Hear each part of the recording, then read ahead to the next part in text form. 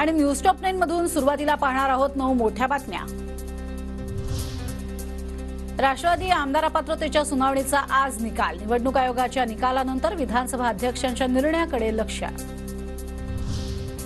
मनोज जरांगेंच्या आमरण उपोषणाचा आजचा 6वा दिवस। जरांगे पाटलांची प्रकृती खालावली, मात्र उपोषणावर जरांगे ठाम।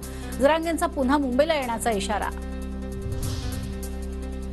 मराठा आरक्षणासाठी 20 फेब्रुवारीला एकदिवसीय विशेष अधिवेशन। प्रलंबित असलेला मराठा आरक्षणाचा प्रश्न लवकरच निकाली लागण्याची शक्यता। छगन भुजबळांविरोधातील बेनामी व्यवहाराचा खटला विशेष कोर्टाकडून बंद। कोर्टाच्या निकालानं भुजबळ आणि कुटुंबियांना दिलासा।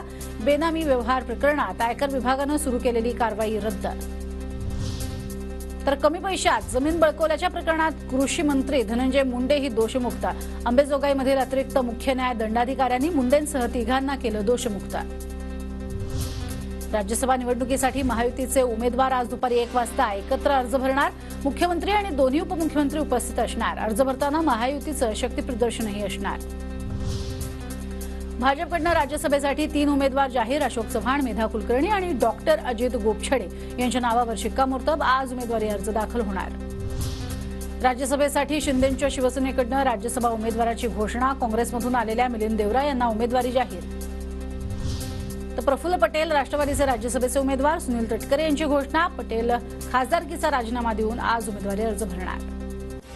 काँग्रेस पक्षातर्फे उद्या राज्यसभेसाठी आम्ही प्रफुल्ल पटेल यांची निवड केलेली आणि प्रफुल्ल पटेल हे राष्ट्रवादी काँग्रेस पक्षाचे उद्या अधिकृत उमेदवार त्या ठिकाणी असतील।